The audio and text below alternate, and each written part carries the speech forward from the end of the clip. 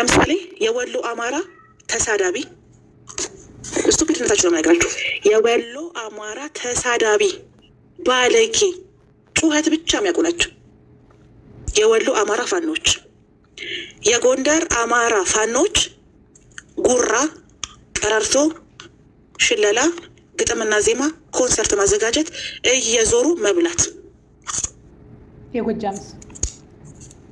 የጎጃም ፋኖች ጀግና ናቸው። የጎንደር ፋኖች ጉራ ነው።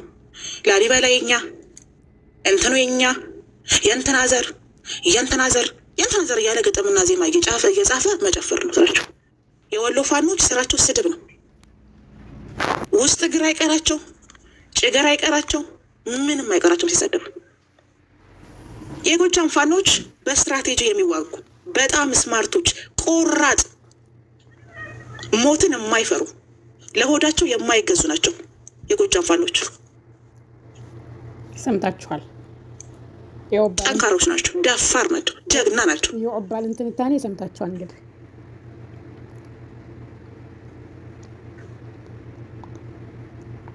የሸዋን ረሳሽ እያሏት ነው።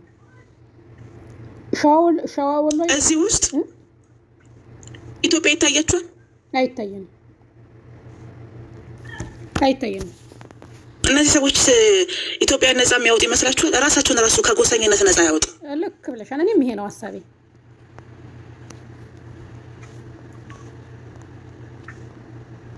ሁሌ እርስ በራሳቸው ድል ብናደርግ ታሪኩ በማን ስም ይጻፍ እያሉ የሚፎካከሩ መሀይሞች ናቸው። እውነት ብለሻል። ይሄ ኢትዮጵያን ያሳያል? አያሳይም።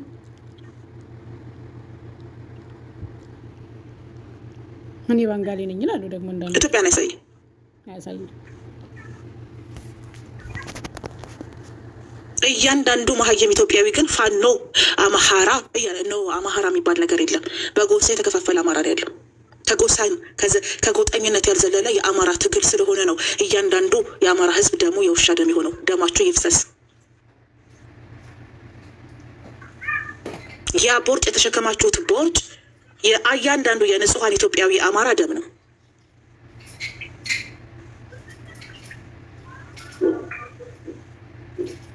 አማራ ኢትዮጵያ የሚመስላችሁ ሰዎች ስለነበራችሁ ገንዘባችሁን፣ ጊዜያችሁን፣ ህይወታችሁን ሰውታችኋል። እነሱ ግን እንደዚህ ናቸው። ጎሰኛ ናቸው፣ ጎጠኛ ናቸው። ከዚህ ዘለለ ምንም ትርጉም የላቸውም። በአመራር ደረጃ ራሱ ብልጽግናን ማሸነፍ ያቃታቸው፣ ግዛታቸውን ማስከበር ያቃታቸው በአመራር ደረጃ ራሱ እነዚህ ሶስት አይነት አመለካከት ስላላቸው ነው። የትም አደርሱ። ፕላን እየነደፈ እያንዳንዱን ስትራቴጂ የሚሰጧቸው የጎጃም ፋኖች ናቸው። የጎንደር ፋኖች ጊዜም የላቸው። የግጥምና ዜማ ጽፍ ይሄ ፖለቲካ ከ7 ዓመት በፊት ብልጽግና የሰጣችሁ ነው የምላችሁ። የእናንተ ሀሳብ ራሱ አይደለም። እያንዳንዱ አመራሮቻችሁን በታትኖ እንዲህ እንድትሆኑ አድርጎ የሰጣችሁ ብልጽግና ነው። ሊገባችሁ ይገባል። ለዚህ ነው ለውጥ ማምጣት ያቃታችሁ። ባል ስለፋ ሳክ አድርጎ አሁን እነ ቤታዮ ጌመር የሆኑት ለዛ ነው። እነ መሲ ብርጅስቶን ጌመር የሆኑት ለዛ ነው።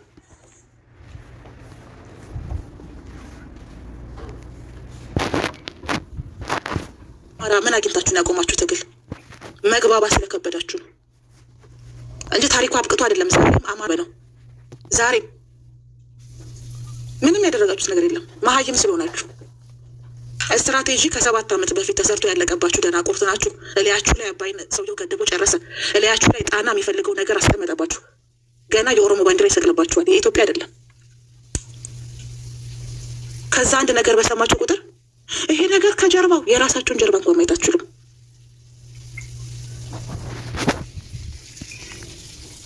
ታሳዝናላችሁ በጣም።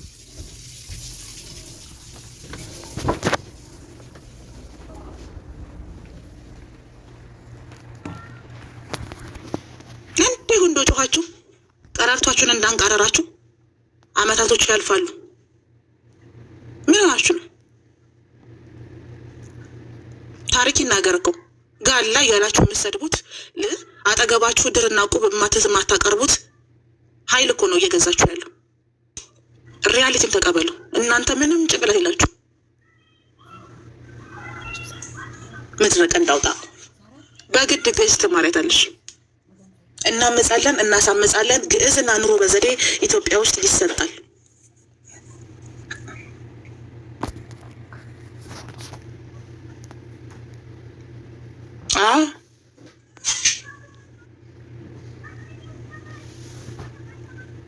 በጣም ኮረብ ያርባችሁ በእውነት የማይረቡ የናሁ ሰናይ እንደ መመለስ ያልቻሉ አንድ ቦርቱን የብልጽግና ባልገላው ያለቅሳሉ ሲመጡ።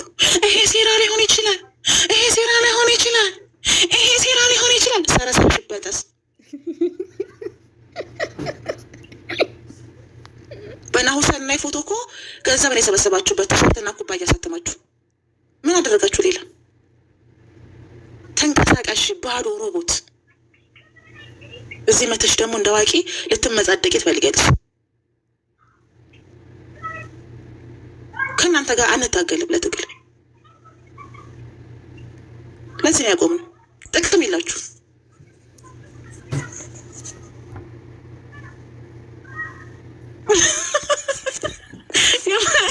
በምንድን ነው? በቀርቀሃ የሰራው ነው።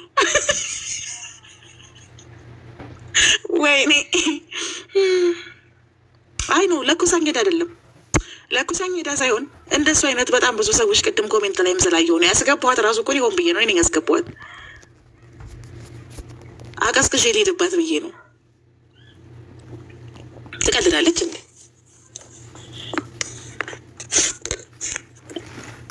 ፍሊተር እያደረጋችሁ ስሙ። ጉድ እኮ ነው። ቅድም ምን አልኳችሁ?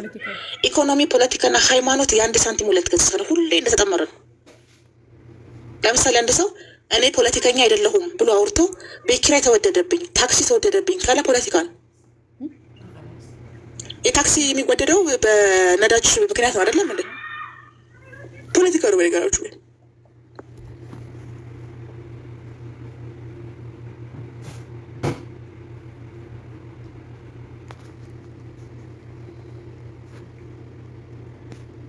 ብፁዓን ነው ዘሮቻችን እንዲሞት ያደረገ የሽብር ተቋም ለእያንዳንዱ ለመጡት ምንባተላለን። ህዝቡ ያሳዝናል። መሬቱ ላይ ይዘረፋል። ምን ይላል? ከውጭ እንኳን ገብተሽ እኮ ወደዛ ሜዳ ትችል ታውቂያለሽ። ከውጭ ነው የመጣሽው። ብዙ ነገር አለና እንደ ህዝቡ በጣም ያሳዝናል። በጣም ግን አልባነነ። እንዲህ ስትይ አንቺ ላይ ይነሱብሻል። ልጅ ትምህርት ቤት በስነስርዓቱ ካልተማረ፣ ህፃን ልጅ ካልተለካረ ብዙ ችግር አለና እንደ ህዝብ አልጠቀሙት፣ አስጨረሱት ውስጡ ነው። እና ደህና ደሩ እንዴ ኑቅዬ፣ ሰላም ደሪ ብያለሁ። ነገ እንገናኝ። የነገ ሰው